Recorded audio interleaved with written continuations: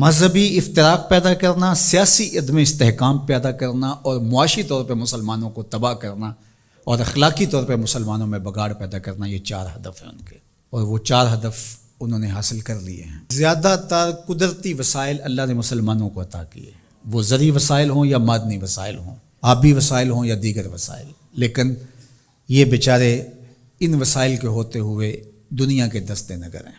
دوسرا، اللہ نے ان کو جمعیت اور قوت جو عطا کی ہے، لیکن 73 گروہوں میں بانٹ کر کے ان کو کس طرح سے ایک دوسرے کے ساتھ مخالف کھڑا کر دیا گیا ہے۔ اور تیسرا، سیاسی طور پہ شورشیں، یہ آپ دیکھ لیں ساری اسلامی ممالک کے اندر ہیں، پوری دنیا کا مطالعہ کر لیں، 1 انچ بھی جگہ ایسی نہیں ہے جہاں آتش و آہن برس رہا ہو اور وہ کفار کی سرزمین ہو۔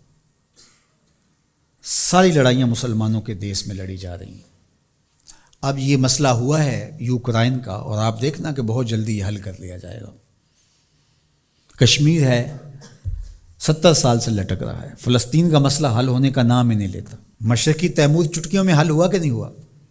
یہ تاریخ ہمارے سامنے ہے، ہمیں آنکھیں کھول کے جینا چاہیے، کیونکہ وہاں معاملہ اور تھا، جو خون بہہ رہا تھا وہ مسلمان کا خون نہیں تھا، وہ بھی ان مسائل سے ملتے جلتے مسائل تھے، لیکن چٹکیوں میں مسئلہ حل ہوا کہ نہ ہوا؟ تو کیا کشمیر نہیں ہو سکتا؟ فلسطین کا مسئلہ حل نہیں ہو سکتا؟ اب عدم استحکام ہے، جتنے بھی ممالک ہیں وہ ایک اچھے انداز سے چل رہے ہیں، جو عدم استحکام ہے وہ ہمارے اسلامی ممالک کے اندر ہے۔ خانہ جنگیاں جتنی بھی دیکھ لیجئے وہ یہاں ہمارے ممالک کے اندر شروع کروائی جاتی ہیں، تو ہم اپنے نبی علیہ السلام کی تعلیمات کو فراموش کر گئے اور ہم اٹھتے ہی نہیں پا رہے، اور ہماری بڑی بڑی سلطنتیں جو ہیں، وہ اندلس کی سلطنت دیکھ لیجئے کس طرح تباہ و برباد کر دی گئی، سقوط بغداد ہوا، اسی طرح خلافت عثمانیہ کا سقوط ہے، سقوط دہلی ہوا، اور ہماری اس ریجن کے اندر دیکھ لیجئے یہ ایک سقوط کابل ہے، اسی طرح سقوط ڈھاکہ ہے۔ تو یہ سارے سقوط ہمارے ساتھ ہی کیوں ہیں؟ اس لیے کہ جب ہم اپنے نبی کے دامن کو چھوڑ دیں گے تو یہ رسوائیاں ہمارا مقدر ہوں گے۔ ہمیں ہمارے نصابوں میں یہ پڑھایا ہی نہیں گیا کہ جس طرح نماز تمہارے اوپر فرض ہے، باقی امور تمہارے اوپر فرض ہیں، امت سازی کا عمل بھی تمہارے اوپر فرض ہے۔ جس طرح حضور علیہ الصلوۃ والسلام کا نام عقیدت سے لیا جانا اور آقا کریم علیہ الصلوۃ والسلام کی محبت تمہارے اوپر فرض ہے اور محبت کے تقاضے تمہارے اوپر لازم ہیں، تمہارے اوپر یہ بھی اسی طرح لازم ہے۔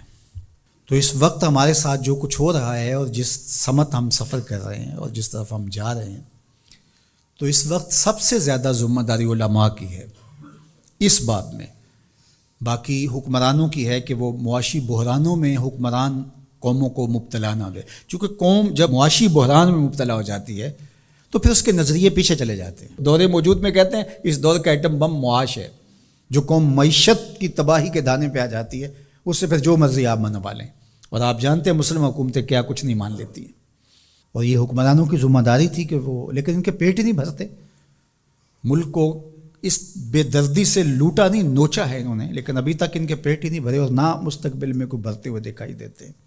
تو یہ ایک دردناک صورتحال ہے۔ جو اسلام کو دوسرا بڑا نقصان پہنچایا ہے وہ منبر و محراب کے ذمہ داران نے پہنچایا ہے۔ بر صغیر پاک و ہند کے اندر تجزیہ کرتے ہوئے حضرت مجدد الفسانی علیہ الرحمہ نے کہا کہ 4 طبقے ایسے ہیں جنہوں نے سب سے زیادہ اسلام کو نقصان پہنچایا ہے۔ یہاں پر اس ریجن کی وہ بات خاص طور پہ کرتے ہیں، وہ فرماتے ہیں ان میں سے ایک علماء سو ہیں، انہوں نے اسلام کو بہت زیادہ نقصان پہنچایا ہے۔ دوسرا صوفیاء خام ہیں، جو دین کے فہم سے ناآشنا صوفی ہیں، انہوں نے اسلام کو بہت نقصان پہنچایا ہے، چونکہ لوگوں کی وابستگی ہے ان کے ساتھ اور ان کے پاس کوئی منصوبہ ہی نہیں ہے۔ عرس پہ آ جاؤ، نذرانے دے دو اور اللہ اللہ کرو اور چلے جاؤ، ان کے پاس کوئی نظام شریعت تو ان کے پاس ہے ہی نہیں ہے، تو آنے والوں کو کیا دیں گے؟ یہ کچھ بھی نہیں دیں گے۔ تیسرا بڑا نقصان جو ہے وہ اسلام کو جو پہنچایا وہ سلاطین نے پہنچایا، بادشاہوں نے پہنچایا، اور چوتھا جو ہے وہ انہوں نے کہا کہ اسلام کو جو نقصان پہنچایا وہ 2 نمبر دانشوروں نے پہنچایا، اور 5 نام بھی آپ ذکر کرتے ہیں، وہ فرماتے ہیں جو گستاخان صحابہ ہیں، چونکہ جب صحابہ کی نفی ہوتی ہے تو پورے دین کی نفی ہو جاتی ہے۔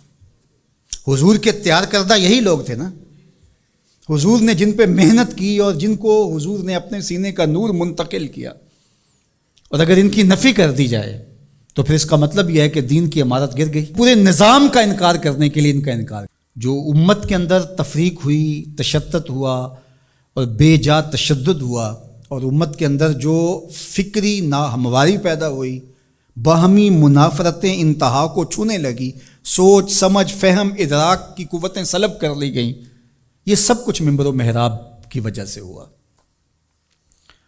اور اس میں علماء حق یا علماء ربانی یا علماء راسخین جس کو قرآن نے کہا ہے وہ نہیں شامل، لیکن علماء سو جو ہیں سب سے زیادہ مسلمانوں کو اگر نقصان پہنچایا ہے علماء سو نے پہنچایا. اللہ ہمیں امت واحدہ کے نور سے مالا مال فرما، ایسی امت واحدہ جو تیرے محبوب کی سچی غلامی کا حق ادا کرنا جانتی ہو، ایسی امت واحدہ جو صحابہ کے در کی دہلیز کی نوکر ہو، جن کے رگ و ریشہ میں اہل بیت کا پیار محو نفوذ ہو، جو اولیاء امت کے طریق پہ گامزن ہو. اللہ ہمیں سچائیوں کی راہ پہ رکھے. وآخر دعوانا